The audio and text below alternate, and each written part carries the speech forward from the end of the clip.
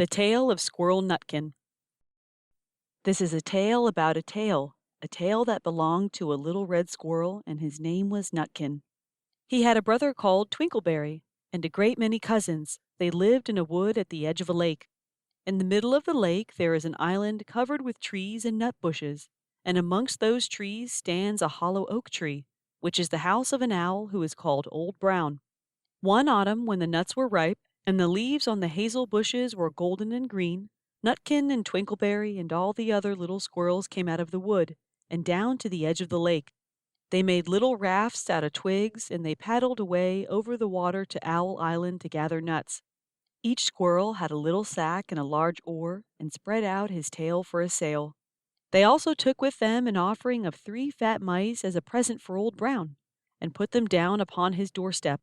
Then Twinkleberry and the other little squirrels each made a low bow and said politely, "Old Mr. Brown, will you favor us with permission to gather nuts upon your island?" But Nutkin was excessively impertinent in his manners. He bobbed up and down like a little red cherry, singing, riddle me, rot-tot-tote, a little wee man in a red, red coat, a staff in his hand and a stone in his throat. If you'll tell me this riddle, I'll give you a groat." Now this riddle is as old as the hills. Mr. Brown paid no attention whatever to Nutkin. He shut his eyes obstinately and went to sleep. The squirrels filled their little sacks with nuts and sailed away home in the evening. But the next morning they all came back again to Owl Island, and Twinkleberry and the others brought a fine fat mole and laid it on the stone in front of Old Brown's doorway and said, "Mr. Brown, will you favor us with your gracious permission to gather some more nuts?" But Nutkin, who had no respect, began to dance up and down, tickling old Mr. Brown with a nettle and singing, "Old Mr. B, riddle me ree, hitty-pitty within the wall, hitty-pitty without the wall. If you touch hitty-pitty, hitty-pitty will bite you." Mr. Brown woke up suddenly and carried the mole into his house. He shut the door in Nutkin's face. Presently a little thread of blue smoke from a wood fire came up from the top of the tree, and Nutkin peeped through the keyhole and sang, "A house full, a hole full, and you cannot gather a bowlful." The squirrels searched for nuts all over the island and filled their little sacks. But Nutkin gathered oak apples, yellow and scarlet, and sat upon a beech stump playing marbles and watching the door of old Mr. Brown. On the 3rd day the squirrels got up very early and went fishing. They caught 7 fat minnows as a present for Old Brown. They paddled over the lake and landed under a crooked chestnut tree on Owl Island. Twinkleberry and 6 other little squirrels each carried a fat minnow. But Nutkin, who had no nice manners, brought no present at all. He ran in front singing, "The man in the wilderness said to me, 'How many strawberries grow in the sea?' I answered him, as I thought good, 'As many red herrings as grow in the wood.'" But old Mr. Brown took no interest in riddles, not even when the answer was provided for him. On the 4th day the squirrels brought a present of 6 fat beetles, which are as good as plums and plum pudding for Old Brown. Each beetle was wrapped up carefully in a dock leaf, fastened with a pine needle pin.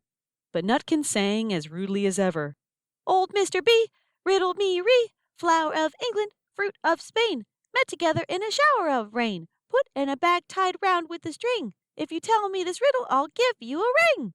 Which was ridiculous of Nutkin, because he had not got any ring to give to Old Brown. The other squirrels hunted up and down the nut bushes, but Nutkin gathered robin's pincushions off a briar bush and stuck them full of pine needle pins. On the 5th day the squirrels brought a present of wild honey.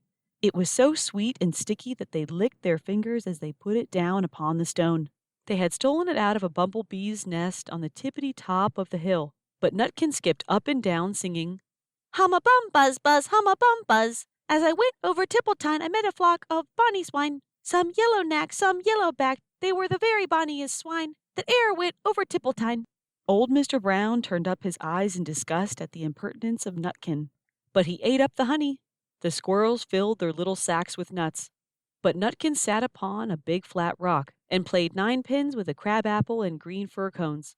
On the 6th day, which was Saturday, the squirrels came again for the last time. They brought a new laid egg in a little rush basket as a last parting present for Old Brown.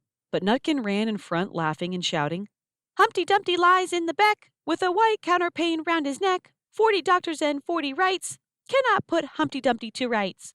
Now old Mr. Brown took an interest in eggs. He opened one eye and shut it again, but still he did not speak.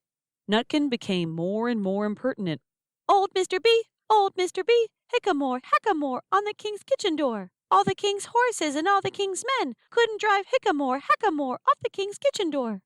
Nutkin danced up and down like a sunbeam, but still Old Brown said nothing at all. Nutkin began again. Arthur O'Bower has broken his band. He comes roaring up the land. The King of Scots with all his power cannot turn Arthur of the Bower. Nutkin made a whirring noise to sound like the wind, and he took a running jump right onto the head of Old Brown.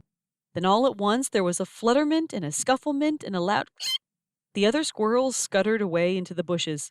When they came back very cautiously, peeping round the tree, there was Old Brown sitting on his doorstep, quite still, with his eyes closed, as if nothing had happened. But Nutkin was in his waistcoat pocket. This looks like the end of the story, but it isn't. Old Brown carried Nutkin into his house, and held him up by the tail, intending to skin him. But Nutkin pulled so very hard that his tail broke in two, and he dashed up the staircase and escaped out of the attic window. And to this day, if you meet Nutkin up a tree and ask him a riddle, he will throw sticks at you and stamp his feet and scold and shout,